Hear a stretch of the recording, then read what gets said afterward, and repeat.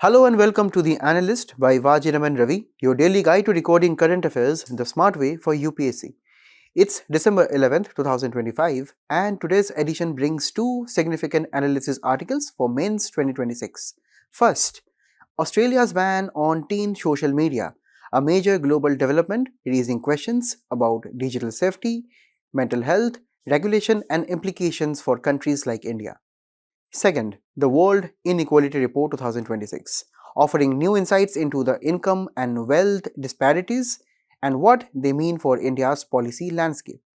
Finally, in our simplified section, we will be bringing you essential updates which are extremely important for the upcoming Prelims 2026 examination. So stay tuned. Australia became the first country in the world to enforce a hard ban on social media for children below the age of 16 years old. Now here, it is a very important article when it comes to all of your mains papers, when it comes to your Indian society, when it comes to the rights issues, basics of cyber security, the social media as a part of GS3, and obviously when we talk about ethics in personal and private life, along with technological ethics, social media, and the impact of the same on children of our country and the rest of the world is extremely important for us to concern with. Now, when we talk about the very basics first, look at this guy here. Now this is a teenager here who is from Australia. He is showing his smartphone which is telling that due to the laws in Australia, people under 16 can no longer use social media. Now this is Instagram, as you can see here.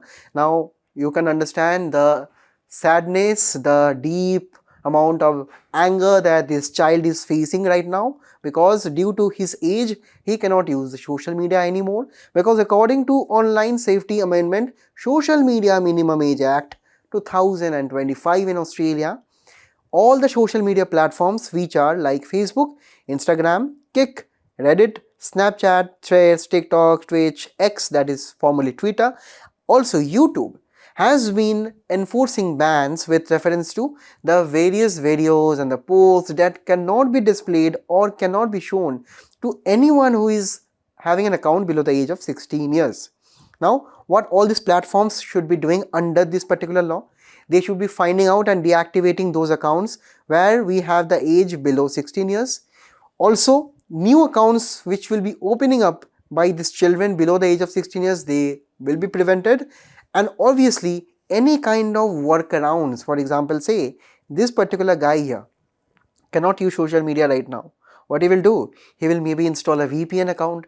He will maybe take his mother's or father's pictures and then that person can go on to social media, right? All these workarounds, these alternative accounts also should be tracked. And this is a part of a comprehensive guideline and a legal act to prevent the abuse of social media among the teenage groups in Australia. Now here the main onus is on the platforms such as Facebook, Instagram and so on, because the Australian government, if they found out any children to be using accounts below the age of 16 years, it will be penalizing the companies here, and these penalties can often go into multiples of thousands of Australian dollars too. Now, for specific legal legislations, there are some groups of social media tools and say narrow applications which have been exempted, such as dating websites, gaming platforms and AI chatbots. Now, you may be wondering that if such big social media platforms are totally banned for children, why these dating applications for that matter, or gaming platforms or AI chatbots where children spend a lot of time, rather more than even Instagram and Facebook on, why this has been exempted? Firstly, we have to understand that this legal requirement is for the social media platforms. So legally, these are not social media platforms. These are some specialized forms of social media. So maybe there will be some separate legislations for that, or maybe the Australian regulator will be separately be pushing these companies to enforce similar bans and similar restrictions. Now let us look at some more arguments which the government of Australia is kind of proposing, and these arguments are not only specific to Australia, rather it also implies and applies to India. Firstly, when we talk about social media, they are very fun to use, they are very engaging. We can spend hours, sometimes even days on social media. And people who are addicted to social media, for them it is extremely difficult to get off the scene. Why? Firstly, we have a very specific hormone in our body which is known as dopamine. Dopamine is a feel-good hormone which actually enables us to feel very good, very pleased, satisfied whenever we do something which we enjoy a lot. It can be playing games, it can be using social media, it can be just scrolling, it can also be the most important feature of social media, that is getting likes and comments. You know guys, we all love to get likes and comments on social media, and you know, the more likes we get, the more inspiration we get for the next post, right? For example, if I'm at a wedding and if I'm wearing something very good, and if I post my picture on social media, I will be getting, say for example, say 50 likes, 60 likes for that matter. Now this 50-60 likes will be promoting me, will be inspiring me to get 100 likes later on, to get 500, to get more followers on Instagram, to get more such engagements on social media applications. So this is kind of a domino effect which takes place, and we all kind of do these things very unconsciously. We are hardly aware of the fact that such behavior can also impact our work, our life, and most importantly our family values.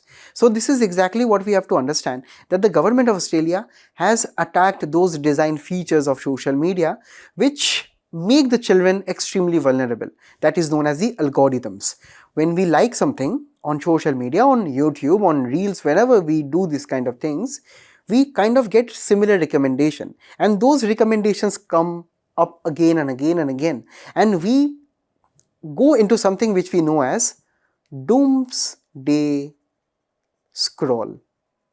That means we kind of continue scrolling and watching reels, and these things release a lot of dopamine in our body, and this dopamine makes us feel good, and we can do this for hours. And this is exactly what the government of Australia is also targeting, that we must be right now trying to get off social media. We should be doing de-addiction, because according to Australian data, that is the users from around 13 to 15 years of age are using social media up to this amount. That means that there are more than around 400,000 monthly active users on social media from various platforms such as Snapchat, Instagram, YouTube, TikTok. Now this is the age where they should be studying, they should be able to focus, they should be, if not in their free time, they are not studying, they should be able to interact with their friends in real time, they should be out playing games and sports, doing all those events, maybe doing some art and craft activities, playing guitar, learning some new skills. All of those things are not happening. Right now children are posting random activities on social media, they are sometimes harassing others, sometimes they are following some explicit content, and all of these things are going on. This is totally degrading the moral caliber of our society, and this is exactly what we have to also concern regarding right now about children's mental health. You know guys, being adults, right, whenever we see someone's social media post, or whenever we some post which makes us feel envious of someone else, this means that on social media everyone's life is on full display. Whether it is the richest person of the world, whether it is anything which is going on in the world, we will be getting an idea of it. And sometimes our own socio-economic status can be compared with the people that we see on social media. Sometimes very rich people, right, who show off their private jets, their Gucci, Armani, Prada on social media, inspires us to also follow the same trend. And if we cannot follow the trend due to our own various constraints, our own personal life and roles and responsibilities, finances, we become depressed. And this is exactly what is happening between the children also. We adults can sometimes also can control our mental health, but when it creeps to the children, if we can look at the data here, right, 74% of the children have heard various harmful content. They have more than half of them have experienced cyberbullying. They have seen online hatred.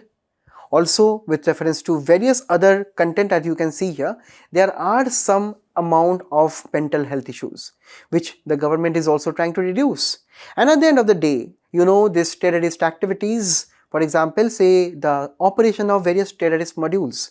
They try to target the children while they are young.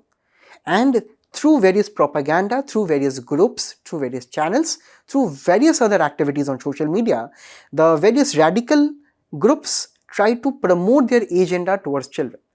And in this way, many children get trapped here, and that is how we also see various new instances of sleeper cells, suicide bombing activities all around the world. And social media has a very, very big role to play here. So that is why you have seen that even Malaysia, Denmark, all of the countries are right now proposing legislations to ban the same.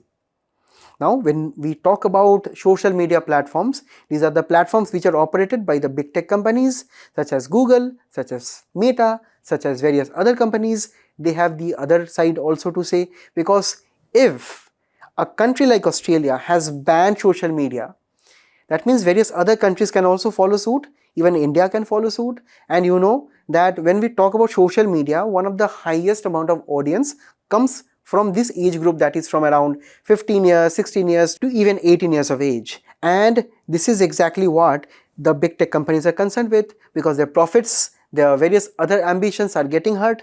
So they are coming up with their own defense. For example, say Google via YouTube is telling that forcing the kids to use the site without an account can make them go towards various other workarounds that we have discussed previously, that is using their relatives or friends or various other family accounts who are above the age of 16 years, right? And if at all they are using adults accounts, these accounts do not have any safety filters for children, right? For example, say if YouTube can design an algorithm that below the age of 16 years they will be banning some posts, but if the children goes on to these adult accounts, those filters will not be there. So in any ways, you cannot, according to Google or according to various big tech companies, they are arguing that you cannot stop children from using social media. They will find an alternative way, right? And those accounts will be without parental controls, because those are already adult accounts. So what to do in this case? Next, Meta finds this, or say Facebook rather here, finds this very inefficient for the same reasons as above. They also find that if you block or if you ban something, right, people always find out some alternative way. Next, Snapchat is telling that, this particular resort of having a legal provision for banning social media accounts below the age of 16 years is less safe, and children can move towards unmonitored applications such as using VPNs. And using VPNs, they can also sometimes explore the dark internet, the dark net, and they can go towards these applications where they will be exposed to even more brutalities, even more harsh realities of life. Next, X is also telling that this is kind of a human rights violation, because it is going against the freedom of speech and expression, right? Because the children also have their own freedom, right? They should be also be able to articulate themselves on social media platforms, because being children below the age of 16 years or 18 years, doesn't matter, but they are children, they are human beings. They are arguing that it goes against the freedom of speech and expression. And at the end of the day, even Australian Human Rights Commission has advocated for the right to free speech for young children too. So these are all the concerns, but in my opinion, I think that these are kind of not well founded on particular basis, because if we have to do something constructive for the society, we have to take a action right now, right? And this action which was taken is not only the Australian government's perspective. Now, the entire world follows a parental consent model. Even when we talk about India, we have the Digital Personal Data Protection Act. Within the same, we have a provision for the parents in the country to have various control features on social media applications for children below the age of 18 years. That means that parents can decide which content the child can access on their smartphone, and using the parents' smartphone itself, they can try to also control and say limit or delimit the various posts accordingly. So this is, a very, very kind of popular approach, which is also followed in France, while the execution in real life has failed in France, because such a large scale execution of this parental model is not yet popular. Even when we talk about India, this is not yet a success, because when we talk about internet access in India, that is a digital divide, or the means to access internet in India is kind of limited. Because if we can understand that in India, only 4%, around approximately 4% of households have access to computers, right? When we talk about India, it is around 10%. Households with internet facility on a countrywide basis is around at 24%, right? And this is exactly what we have to understand, that if in India we do not have proper internet access, then how can parents control the same here, right? Now we know that even digital literacy skills in the country is quite low. People do not even know how to use properly various payment applications, even sometimes messaging applications. So how can they go on to the settings of Facebook or Instagram and go to the parental control and they can limit their posts? So there lies a very, very big gap in parental control and real ground level realities. So this is exactly what France has also realized, that this parental consent model, which is prevalent in France, Germany, Italy, Norway, China, and all of the other countries also, this is not working, and that is why Australia has went on for a straight away ban, that we have to right now penalize the big tech companies. All the responsibilities must be on the big tech companies to enforce the ban. Now what China does a little more than parental control. China has device level restrictions. Chinese society is very cultural and it wants to maintain the same going forward, be it Chinese language or the various culture that they follow. And social media and the access of children to social media is something that the Chinese government has taken very seriously since the last decade. And that is why their own smartphones and the laptops and the various things that the children use, they have device level restrictions from the government itself. So it's kind of you can understand, almost like the Australian restriction. On the other side, the US has the Children's Online Privacy Protection Act, but this protects the data privacy, right? That means that any social media platform cannot collect the data below the age of 13-year-old without their consent, right? So this does not straight away bans the social media uses. This is only talking about the data protection here, correct? Now, this is also being challenged on their own First Amendment to their own constitution that gives them the free speech. Also, when we talk about the UK is also kind of having a similar legislation like the US, but we do not have a proper legislation like the Australian one in the rest of the world. And this is exactly what we have to understand, that the rest of the world is also aspiring to migrate to that model. But this model has some practical problems and some ground level realities. Firstly, the technical issues. Now Australia, when it is trying to enforce this ban, right, now they obviously have to understand that whenever we are using this ID cards or say the various other technological use to detect a child behavior pattern, there can be sometimes accuracy issues or bias issues, right? Now technology, is kind of accurate at their own level, but they can also make mistakes sometimes. So this is what they have to be careful about. Also, spoofing and circumvention is typically referring to that instance where the children are figuring out the alternate ways to access the accounts. Now, even according to a BBC article, right, some teenagers in Australia are telling that they still have access to their accounts because one 13-year-old girl is telling that she used a picture of her mother to actually get around the ban. So these kind of things are there. Also, this act is not taking data security into concern, right? And this is what it has to also include. Next, when we talk about the legal or the rights issues here, we are talking about the freedom of speech and expression of children. But generally there is an agreed consent that the parents actually bring up their children in a family background, and till the children are able to make their own decisions after they reach a particular age, say around 17 years or 18 years, then only they should be able to make some decisions on their own, or they should be empowered to do the same, right? Now, different children have different maturities, they have their own different decision making age, right? And that is why, to have a particular age of 16 years or 18 years or 13 years is something that is quite debatable according to various experts. Also, being children, does that mean that they do not have any right to privacy?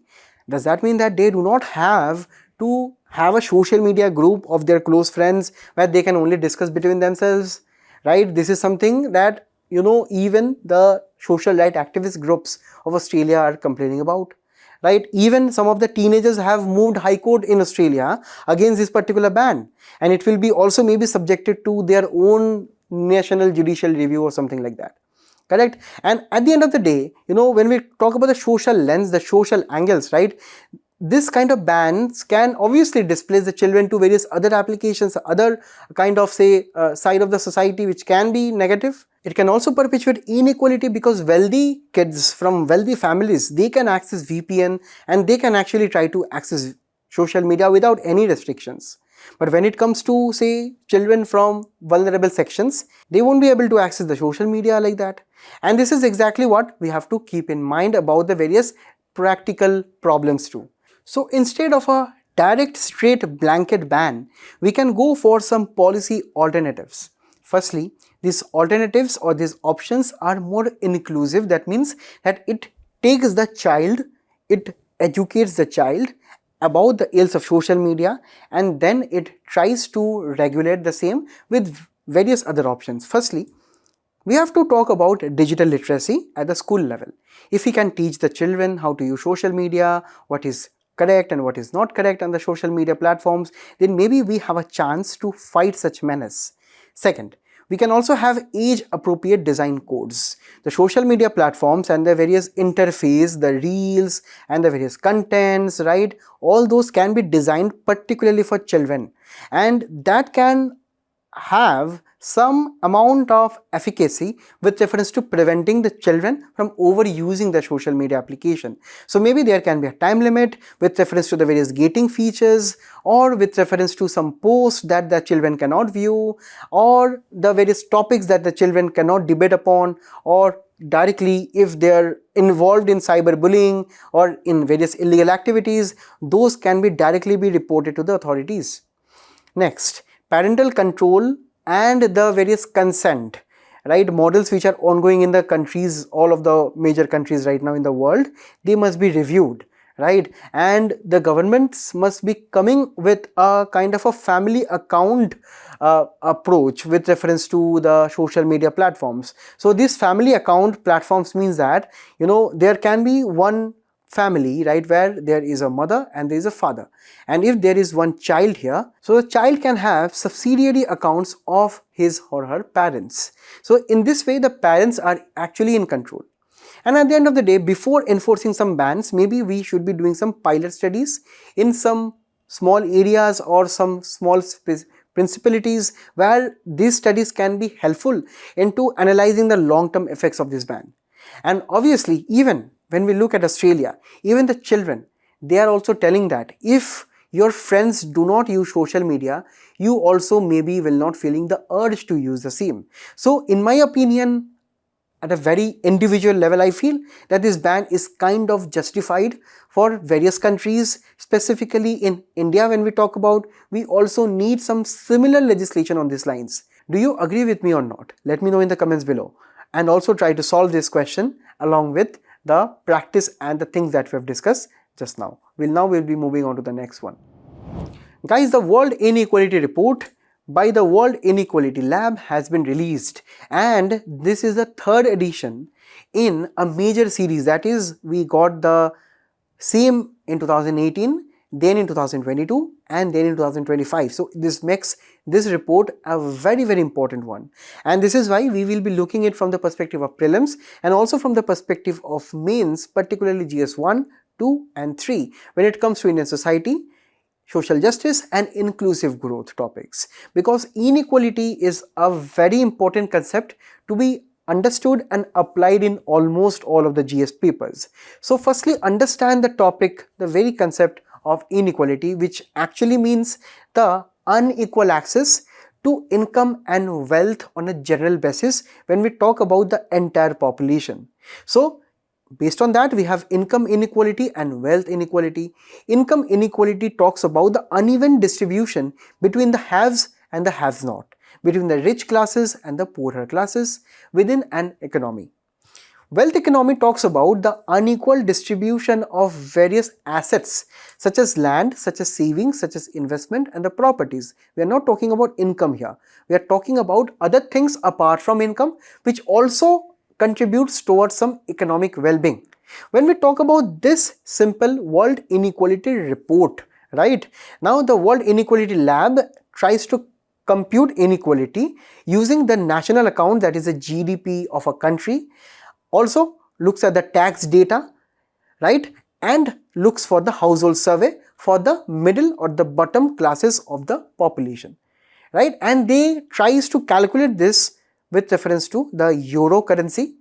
And they also try to look into the various offshore wealth that the wealthy peoples in the countries have. For example, we have the various offshore wealth accounts in the Cayman Islands, in the Netherlands, in various other sections of the world, where mainly the wealthy people, to escape paying taxes, they kind of set up their business there, they kind of set up their shell companies there, and from those sources also, this report has been calculated. Now guys, there is an associated concept of a Lorentz curve here. For example, if I can draw two axes here, on the y-axis I can put the total share of income earned by everyone in an economy. On the x-axis I can put the share of households from the poorer classes to the richer classes. And if I can draw a perfect line, a straight line like this, this is known as a line of equality, right? And the further that we go down from the line, the more unequal the society becomes. That is, the further down we go from the line of equality, the more unequal the society will be. And also, the higher the value of the Gini index would be. That is, a value of 0 shows the perfect equality. That is a line of equality, that is a 45-degree straight line that we have drawn here. A value of 1 means that the society is perfectly unequal, that the society is here, where all of the incomes are earned by the richest of the richest in the society. So this is exactly what is indicating the Lorentz curve and the Gini index. Now, when we talk about the data, which is very important for prelims and mains, firstly let us look at India. When we talk about income inequality, the top 10% in India, that is the top 10 richest in India, captures 58% of our total GDP. The bottom 50 share, only 15%.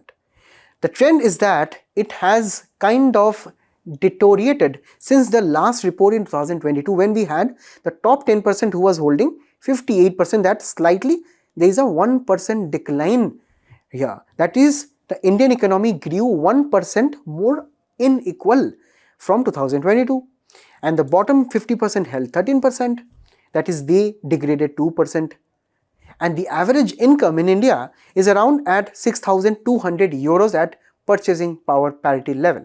Purchasing power parity, why?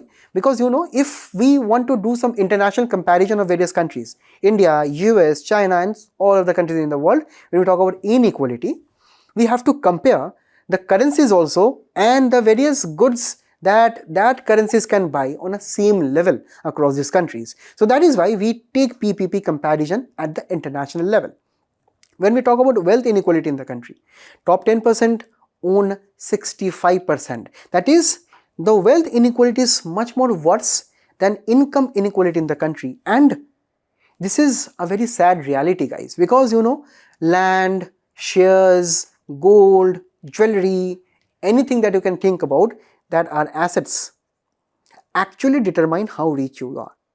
Your income sometimes cannot reflect the amount of richness, because even high salaried guys or individuals can be under deep financial stress too, right?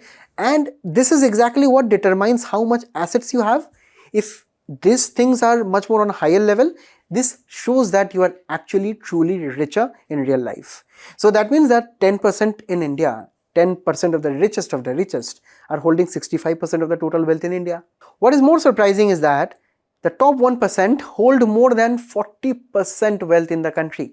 There is the ultra rich, such as the Adanis and the Manis, they belong to this category. And the average wealth in India, if we can talk about, is at 28,000 euros on a purchasing power parity level.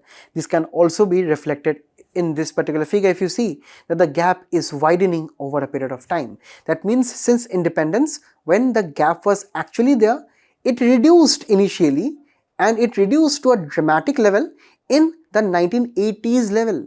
So from 1980s till present times and ongoing right now, inequality is increasing, and this is a very, very important prelims pointer. When we talk about the gender inequality, In India, female labor force participation remains abysmally low at around 16%. In the last 10 years, when we talk about this labor force participation rate of women, this has remained stagnant. This has not increased dramatically or even slightly on a large scale, despite the plethora of government initiatives we have for women, such as Beti Padhao, Beti Bachao, Pradhan Mantri Matru Vandana Yojana, and the various other initiatives that we have. All those things are not being able to benefit the women in our country. Even we follow gender budgeting, wherein we have two types of schemes, right, where some sections of the funds should be spent on women, and another kind of scheme where 100% of the funds should be spent only on women for these schemes. Despite these schemes, we are not able to see some improvement. Also, when we talk about the income share, right, of women in South and Southeast Asia, only 20% of the overall labor income goes to women. That means that men and women are not being paid on a similar level, right? Next, when we talk about now India's global position, from around 1980s that we have seen that the inequality was was at lower levels between the richest and the poorest sections. It has since widened over a period of time. And when we talk about even China, while China earlier in 1980s were actually with India, where our population were mostly within the bottom 50% of the total world population when it comes to inequality. But fast forward to 2025, China has right now become almost a developed country, right? It is not declaring itself a developed country officially, but by the standards, by the infrastructure, by the amount of growth, and by the hegemony that it is trying to increase over a period of time, it seems that it has already become a developed country, and China has moved upward into the middle 40% in the entire world. India is still languishing in the bottom 50%. So this means that these Chinese models of village cluster development, special economic zones, and sometimes even the authoritarian government in China has kind of made the inequality lesser over a span of around, say, 40 years. So this means that India is falling behind even the neighbors that we have right now. So this means that we have to right now also talk about the global story which is happening. Firstly, when we talk about the top 0.001%, that is only 60,000 people in the entire world, they have more than 3 times the wealth than the bottom 50%. Just try to sink this in, guys. The top 1% controls 37% of the global wealth, the top 10% owns 75% of the global wealth, right? And the bottom 50% is only 2% of the global wealth. And if you can see here, inequality over a period of time has only gotten worse. If you can see also in this particular thing, right, inequality has kind of the gap here, if you can see here, the gap has kind of remained constant since the 2010, right? And this is what we have to be worried about, because as of now in the entire world, a billionaire Raj is going on, where only around 60,000 people of the elitist in the entire world are controlling the global wealth. And if they're controlling the wealth, maybe with their resources, they're manipulating the local elections, then manipulating the state governments, the central government, even the entire world. So this is exactly what we have to understand, that inequality, while it can be a purely economic concept, gradually it can have various socio-political, military sometimes even implications. Now, when we talk about the fractal inequality, this is a very, very funny thing, guys.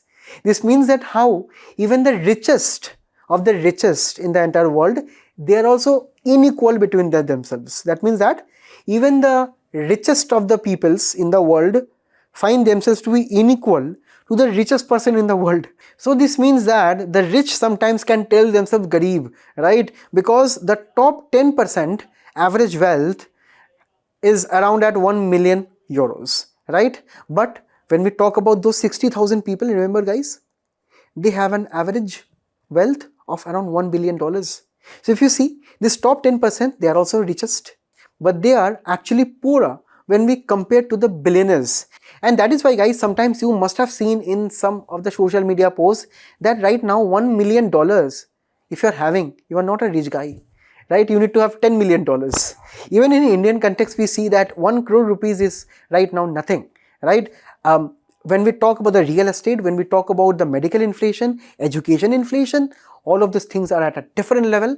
And to actually live a good life, to live actually a rich life, so that you should not feel garib between the richest, right? You need to have more incomes, right? Because simply inequality is increasing, and simply the people who have more resources, they're increasing, going on and on and on and on, right? So this is what we have to understand, that top 1 in 100 million, right, is around 56 people.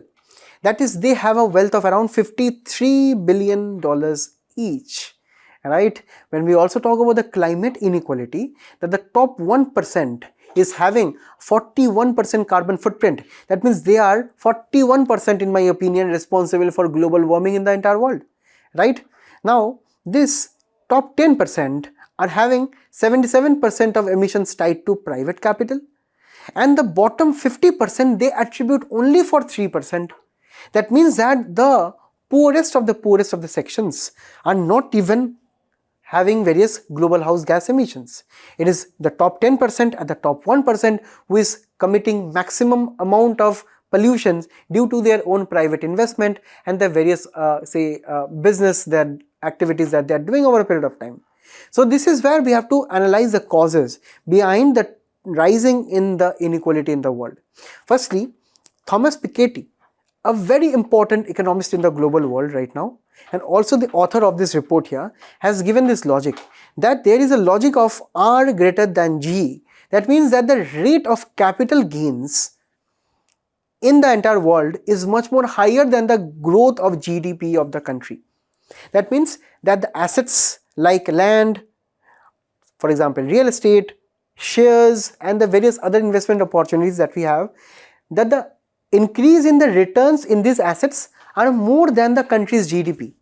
That means that is why the richest and their assets and their wealth are growing at such a alarming rate.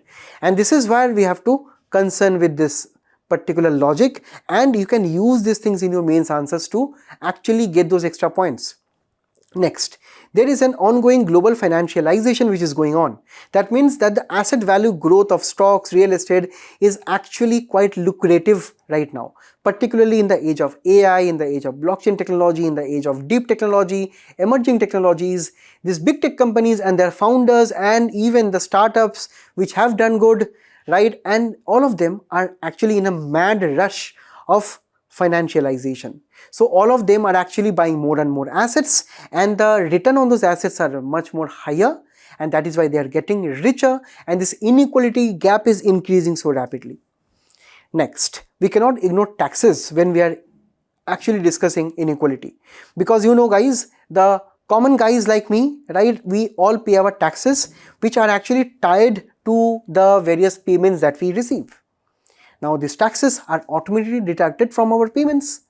But when we talk about the richest people, guys, here, when we talk about the billionaires, the millionaires, they do not pay taxes properly, right? How? Because they do not show too much of income from their companies. They generally show incomes that they get from the stocks and the real estate or the various assets that they have, and they do not easily sell them, right? And whenever they sell them, you have to understand that the capital gain tax for long-term proposals is generally at 12%.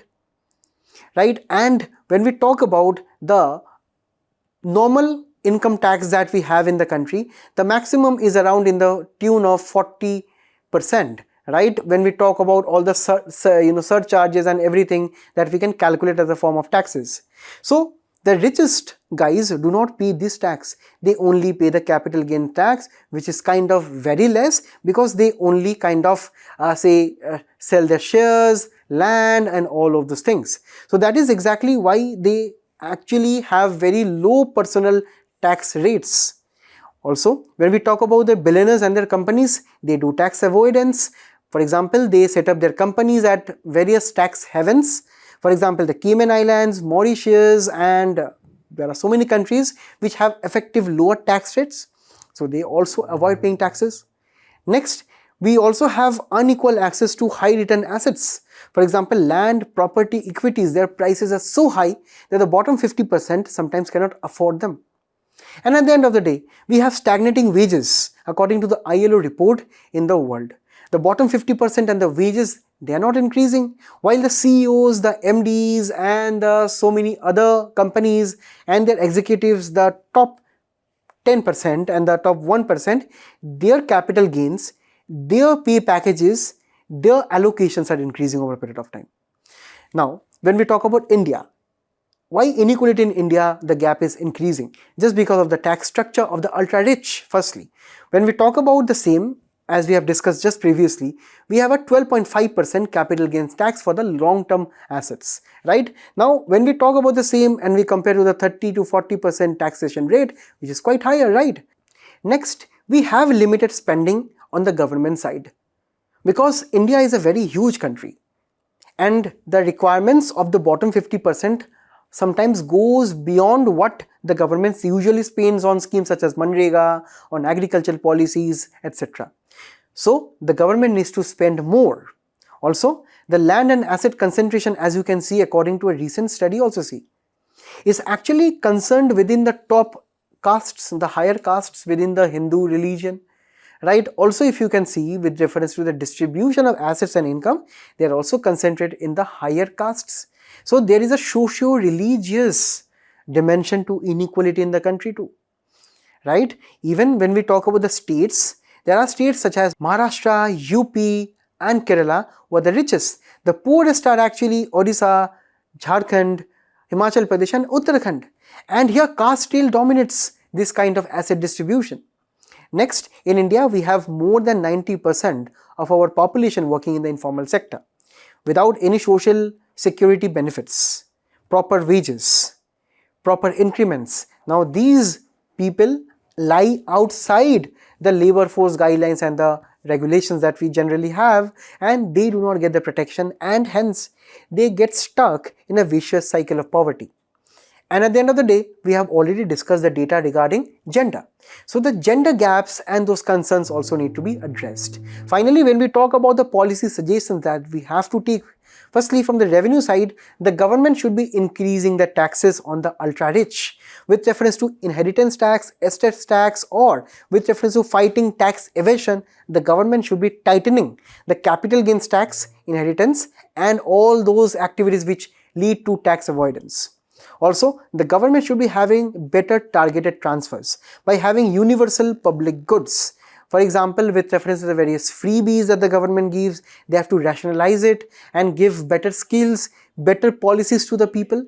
Also, the policies with reference to labor activities, they must be streamlined so that they get formalized, they get more skills, and the salaries also have a proper structure. Next, the transfer payments that the government does, or the various goods and services which are generally under government schemes, they must be rationalized and should be implemented at the local level with utmost amount of honesty and precision by the local administration. Also, when we talk about the structural and institutional level, for the female population, we need to invest in childcare, safety and skilling, because childcare takes a substantial period of time for a particular woman, and this is where we have to also take care of their safety and skilling requirements. Next, land reforms and affordable housing, particularly under the PM Awas Yojana, or say the various state government focus with reference to digitization of land record, this can actually go a long way. Also, educational quality at the government school level, for example, following the models of Punjab, Delhi, government schools, we can actually try to implement them in the rest of the states so that the educational level, the human resource level in all of the state governments can be converging on the same level. And at the end of the day, financial inclusion with reference to gathering the data from the government side, with reference to strengthening the various policies for the vulnerable sections of the population, such as the migrant class, such as the informal sector, all of those sectors, right, and the various amount of digitization initiatives, they must be targeted properly. And finally, the government of India should be actively pursuing climate change policies, giving adaptation and mitigation strategies, having proper mechanisms for funding of the areas in India which are facing climate change, facing sea level rise, facing various heat waves and cold wave issues. So this is what we have to concern with. And finally, we have a question for all of you. So practice this and let me know in the comments below. Now we will be moving on to the simplified articles.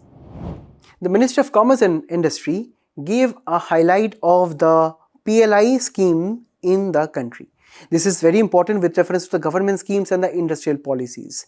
From the very basics, when we talk about the PLI scheme or the product linked incentive, it is a broader ambition of India to attract foreign investment and also domestic investment in the country, particularly in the manufacturing sector, because manufacturing sector over a period of time has been lagging at a very slow rate from around 25 to 30% over the last 10 to 20 years. And this is why the government of India is actually trying to increase the output and the employment from this sector. That is why the government has given incentive promises to various domestic and foreign manufacturers to set up one or more than one factories or manufacturing units in the country, so that these factories can produce output, and based on the sales of those output, the government will be giving incentives, and this incentive will be kind of a subsidy or a direct payment that will be made from the budget of India. And this amount will be varying across the 14 sectors of PLI that we have in the country. And the main model that the PLI scheme is following is the incremental sales model. That means the more sales the manufacturing company can do in a particular year, the higher subsidies it will be getting. So that is how we have seen that over a period of time, the incremental sales have touched 17 lakh crore, which is insane. Also, the jobs which have been created is at the tune of 12.3 lakh crore. Exports have also surged to more than 7.5 lakh crore worth of Indian rupees. And this is what was seen from a year-round review of this particular scheme. Now, when we talk about 2023 PYQ, it's a very interesting question which also will be inspiring you to understand how questions from this particular topic today can come. Now you can let me know the answer in the comments below. And right now when we talk about the report card, if you can see, for every 1 rupee invested under PLI, we have added more production, more exports and job multiplier. Right? For example, say multiplier with reference to incremental production was around 9x. With reference to jobs per 1 crore rupees, we have increased dramatically, and also we have boosted exports. Also, according to the government of India, it has reduced various industrial compliances or the bureaucratic hurdles and the red tapes. Some of the industrial provisions have been decriminalized so that the business goes on smoothly, right? And when we talk about the PLI scheme here, it is mainly the electronic sector, pharmaceuticals, telecom and networking products and food processing products which have seen these insane numbers. Also, with reference to a separate announcement, the DPIIT has also announced that in India we have around 2 lakh startups. And finally, the Open Network for Digital Commerce have crossed more than 326 million orders. To understand ONDC, firstly imagine one network here. Now this network is consisting on one side, right, the sellers. On the other side, there are the buyers. And in the middle, we have the payment platforms, the logistic platforms which will be delivering the products from the sellers to the buyers. All of the operational platforms will be present as a network. Now this is a Government of India initiative, right, to propose this network, and this network is ongoing right now, which is even challenging Amazon and Flipkart, which are private marketplaces. So Open Network for Digital Commerce is an inclusive one to include all of the major sellers and even buyers, leading to less transaction costs. And if you can see, there have been 326 million orders, which is not quite common. So now we'll be moving on to the next one. Guys, The Hindu has published an extensive article on the topic of space internet, which is crucial from the perspective of your general science and prelims and the awareness in the field of space as a part of mains. When we talk about the very basics, internet world right now is fighting for one thing, that is dominating the space. Why? Because guys, you know that when we talk about the internet, it is generally the undersea cables that we have seen is kind of running the entire world wide web or the internet that we know as. But going into the future, we will no longer be using the submarine say cables which are there under the seas and the oceans of our world. We will be using another important natural resource that is outside our earth, that is the space. And using satellites, we can actually have access to better internet, right? Even in the remotest part of the world, space internet using satellites are actually much more efficient. So that is exactly how we have to understand right now the core business operations of satellite internet. Now, to operate or start a satellite internet business, you have to understand one thing, that is spectrum. If you can see, you must have heard about this, you must have read this in even the basic NCERTs, that spectrum is actually consisting of specific radio frequencies for your electric devices to decipher the information contained within that signal. For example, if I am using a radio device right now, that radio device has a range of frequencies. For example, say around say 90 to around 104, 108, 110 frequency. That means that between these all the radio channels will be existing. So the same model applies to television channels, right? When we were actually using set-top boxes or even dish antennas, gradually we right now are moving beyond them. We are going beyond ground stations, we are directly going to the satellites. Now satellites also use spectrum. Now spectrum that is used by satellites are actually in the form of L band and Ku band and Ka band. Now L band is generally used by the GPS satellites, which generally gives you directions, right? The Ku band and the Ka band are actually the gold standard for everything that is related to satellite internet, because they actually enable higher speed of transmission of data which is required in the internet connections. But the main issue within this Ku and Ka band is that if one satellite is subscribed to some band within this Ku band, the other satellite cannot use that. That means the same frequency, if it is used by two satellites, it can cause interference, it can cause various issues. And that is why the space internet satellites, they need specialized parking spots in space. That means that for each of the satellites, we need to designate some separate Ku or Ka band. And this is what we know as orbital slots. Orbital slots are those specialized spots in the space, right, in an Earth's orbit in which the satellite is resting, and from that particular band, the satellite is using the spectrum and is transmitting the internet services. Right? But we are running out of the spectrum, guys, because right now we have to understand that before 2000s we had satellites in the space, but we had some fewer and limited satellites. But in 2025 and even going forward in 2030, 40 and beyond, the number of satellites are only going to increase with time. Because thousands of new satellites, thousands of new companies are aspiring to step up the space internet investments. For example, Starlink, which is owned by SpaceX, which is owned by Elon Musk, right? They have around 8,000 satellites which are operational, right? They will be increasing up to 42,000. OneWave, which is a French initiative in which we have our own Airtel present as a kind of a co-investor. They are operating with around 650 satellites. Project Kuiper, which is part of Amazon, they are also planning to launch around 3,000 satellites. China's own enterprises, they are also trying to do the same. And in all these, the space internet market is poised to touch around $27 billion by 2032. As of now, it was valued at around $4.27 billion. So this means that the space race is on right now. And the space race right now, when we talk about the space internet, the main race is to dominate the spectrum. Who will be having the Ku and the Ka band to themselves. So it is all about that. And here to understand that the space internet works on the spectrum. The space internet also, as we have discussed before, they depend on orbital spots or the parking spots that we have just discussed. Now in this one, we have to discuss the orbits also, because mainly the space internet satellites are present in the low Earth orbit, which extends from around 150 to 2000 kilometers above the Earth's crust. and they generally operate in the lowest orbit, that is this orbit, because we need to have very low latency, that is a very low lag, that is a higher and a faster internet connection. And that is why you need many satellites in this range, which gives rise to the term that is known as mega constellations.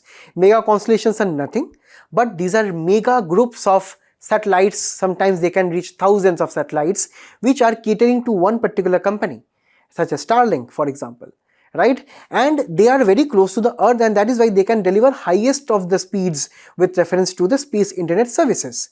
But with reference to the middle earth orbit and the geostationary orbit, we do not have a good amount of space internet bandwidth there, just because of the distance that increases with this kind of orbits. That is why LEO is the fastest, but they need thousands of satellites for complete global coverage. That is why they have to dominate one spectrum, then orbital slot. So both of these are up for grabs as of now, and it is here where the ITU comes into picture. This is the International Telecommunication Union. It is a specialized agency of the United Nations where we have 194 members, and the sad part of the ITU is that most of its technical recommendations and its advices are not binding according to some of the agreements which sometimes are not even signed by the member states. Now here the main flaw in the ITU's operation is there with reference to the space internet spectrum and orbital slot is that it is on a first come first served basis. As a result, the US, the UK, the Western European countries which are actually richer than the developing countries, they rush and get the licenses first. And that is why in 2023 the ITU brought in some reforms.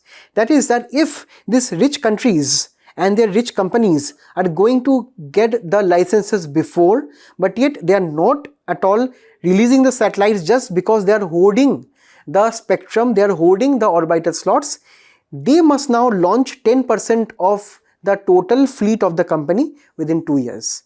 They must be launching the next 50% within 5 years and 100% in 7 years. So that is why the ITU has actually brought in some kind of time limits with reference to even the richer countries, right? Also, according to resolution 8, any company cannot claim a slot in one orbit and secretly deploy in another. Also, the ITU R74, according to 2023 regulations, talks about the sustainable use of the satellites after the end life use of satellite. For example, after a satellite has served its purpose over a period of time, maybe after decades, that satellite will be floating in the space. So what to do with that debris also has been discussed with this particular principle. Now, when we talk about the other international legal architecture, we have the UN Corpus, right? Though this actually strives for peaceful use of space operations, but this is not a legally binding institution again. With reference to various national regulators of the various national countries separately, we have another legal architecture, but there is no single global binding regulator of the internet space services. So now let us discuss about India's context here and the policy stance. We have to understand that in India, there is a digital divide. According to Global Connectivity Index, right, Switzerland has a score of, for example, of 34 of this particular index, which is talking about the global connectivity and the internet access to the people of that particular country. But India sits at only 8.59. That is 4 times below Switzerland. That means that worldwide, around 2.6 billion people remained offline at least at the start of 2025, and in India this number is actually quite high. Also, when we talk about the satellite internet connections, these are actually very costly. For example, Starlink's costs sometimes goes beyond $600. And this is why we have to understand that India has also kind of set up its new aspirations with reference to such product. For example, firstly, ISRO has its own ambitions of having space internet satellites, and it is also deliberating and researching on the same. We have the GSAT N2, which is also having a speed of around 48 gigabytes per second. We also have the Bharti Enterprises, that is Airtel here in India, which is having 39% of OneWeb, where this is a French initiative as we have discussed previously. So India and its private investors are also present on that initiative. When we talk about the regulations, the TRAI generally holds spectrum for 5G, for 4G in the country. But for space internet, it has denied any kind of spectrum. It has told that we can go ahead with administrative allocations of the various companies, for example, say Geo or any other company who would want to start their space internet operations, but we should not be having any kind of, say, auctions specifically based on the spectrum or say the orbital spots, because that is a space concept, right? That is not an Indian concept or national concept. So there we have to gel with the other countries also. And this is where the opportunities lie. So that is where we have to understand that firstly, as a form of a policy recommendation, in India, we have to firstly start private-public partnerships, right? The government and the private sector, both of them should be enabling the data sharing, the national centers and the various technology with reference to space internet.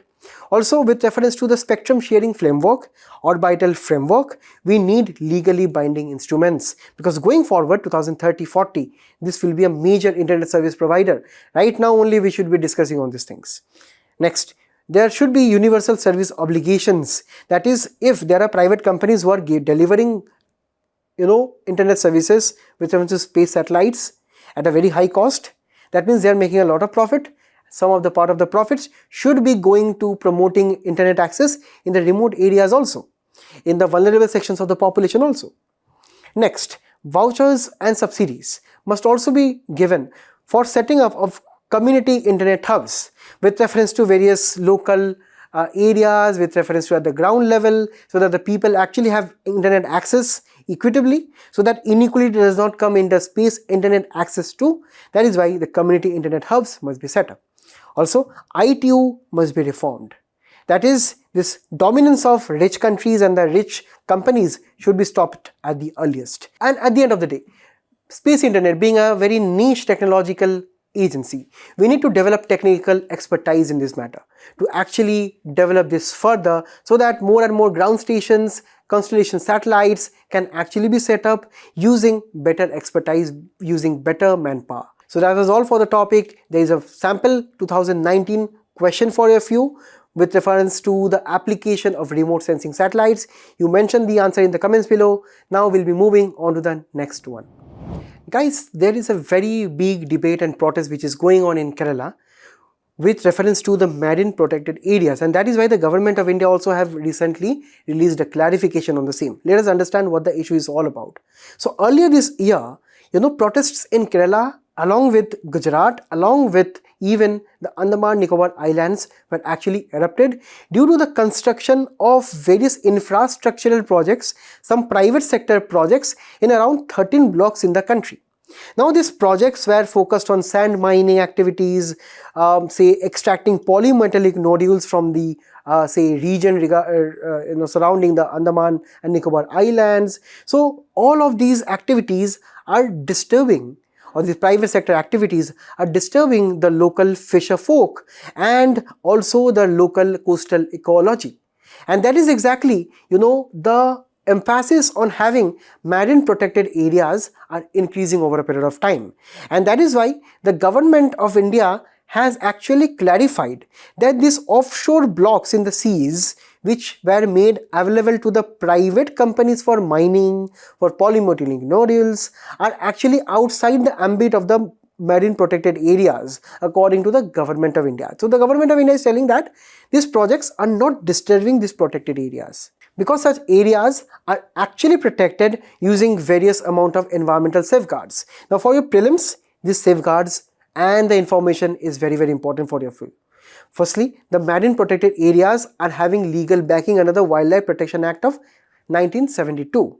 And here, human activity is strictly restricted for conservation in these areas. In India, we have around 130 marine protected areas. Also, with reference to important coastal and marine biodiversity areas, right, priority sites, for example, with reference to coral reefs, turtle nesting sites, so these have been at the tune of 106. So this has been envisaged with the promise of protecting the local species.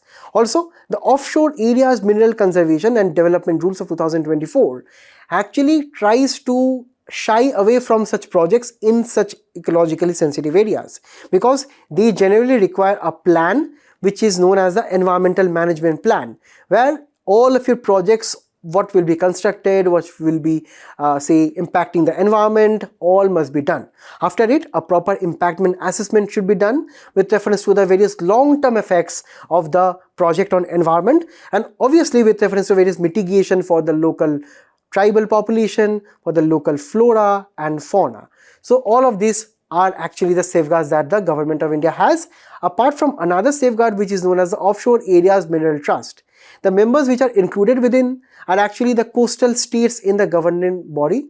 Also, the funding of the same will be with reference to the various projects and the say mining activities which are going on. From there, royalties and fees will be collected, and that money will be going into the trust, and the money will be used for research, to promote better sustainable practices, for mitigation of adverse impacts of the environment, and also for relief for the communities who are located there, so that the fisher folk and also the local species of flora and fauna can be protected at the earliest. So now we'll be moving on to the next one.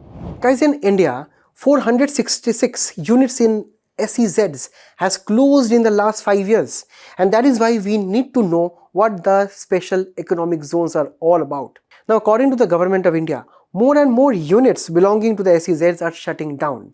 Now, these are specialized areas with special laws, specifically under the supervision of the Secretary of Ministry of Commerce, which are the specialized zones to boost exports, because these are the zones, if the various foreign companies are present within the same, they have an income tax holiday, and during that holiday the companies are not liable to pay any taxes, and they are actually free to produce as many goods and services they can produce for easy exports.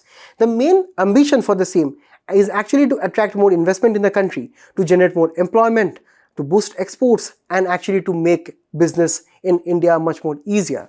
And also, if you can see here, in India we have around 379 SEZs which are ongoing, mainly in the southern part of our country. Correct? And mainly the first and the oldest precursor has been the Kandla, which has been in operation since 1965. But if you can see here, there is a paradox which is happening, that the SEZ and the units which are shut down are increasing over a period of time. Unemployment is very high in the SEZ, where the employment is going down. But on the other side, surprising thing is that exports are increasing within the SEZs. Also, the more and more foreign investments are coming within the SEZs. And that is why the government is not too much worried about the fact, because new investments should be coming up, and that is why some new reforms also are being taken up. Firstly, the Desh bill is being introduced, because with reference to the sunset clause in the SEZ, where the income tax holiday ended in April 2020, the SEZ needed some new kind of tax benefits. So that is why the tax benefits will be given to the SEZs here. Also, Vietnam's investment protection agreements are lacking in India, and that is why in the country also, we also will be trying to focus more and more investments, and the protection that should be given to the investment that is brought in by the foreign investors. Also, one warning insight is with reference to the sectoral exodus or sectoral issue in the gems and the jewelry sector. And at the end of the day, we are also seeing that due to various global issues and the various financial issues, the gems and jewelry sector is not performing properly. And that is why, the government of India also is trying to modify this. It is trying to change the definition of foreign territory for trade purposes, and that is why maybe the government of India will be kind of allowing the SEZ to also sell the products in our own domestic area, which is known as reverse job work, right? And that is why so many other regulatory changes also should be done. So let us look into it, and we will be keeping updates on the same. Now we'll be moving on to the last article of the day. Guys, we have a very good news for our country, that is the festival of Deepavali or Diwali has made it to the UNESCO Intangible Heritage List. Now, here we actually understand that this list is including majority of the living expressions which you cannot touch or feel. Right? Now, with reference to the tangible architecture such as the Taj Mahal, we can actually see and feel and we can go there, right? But this kind of traditions such as Diwali, such as Durga Puja, you have to be there to experience. So that is why these are known as intangible heritage. So if you see in India, we have Durga Puja, Kumbh Mela, Chow dance, right? We have Vedic chanting, Ram Lila, Sankirtan, right? We have yoga, and we have also the Nowruz festival. The recent addition is the Deepavali. So this is where this list is published by UNESCO, headquartered at Paris, and this includes oral traditions, performing arts, social practices, rituals, etc. Right? And a special thing about Tangali sari is that while this is a tag which Bangladesh has, but a major production is also done in West Bengal too. Now, with reference to the recent tangible heritage which has been awarded, I want to give you a specific prelims pointer here that recently Maratha forts have been given the UNESCO World Heritage Tangible Culture with reference to the hill ports, coastal, island and hill ports. So please do look at their names because their names can be asked in the prelims also. Also with reference to the Ahom dynasties, Moedams, which are actually the ancient burial grounds, almost looking like, right, the pyramids, they also have gotten the UNESCO Tangible Heritage Culture tag. So this was all for the article here. There's a question from 2024 prelims examination for your purpose. Let me know the answer in the comments below. And at the end of the day, after a very long discussion, I thank you all for being a very patient audience. Please do attempt the quiz which is following up. Till we meet again, thank you, all the best and best of luck. Thank you.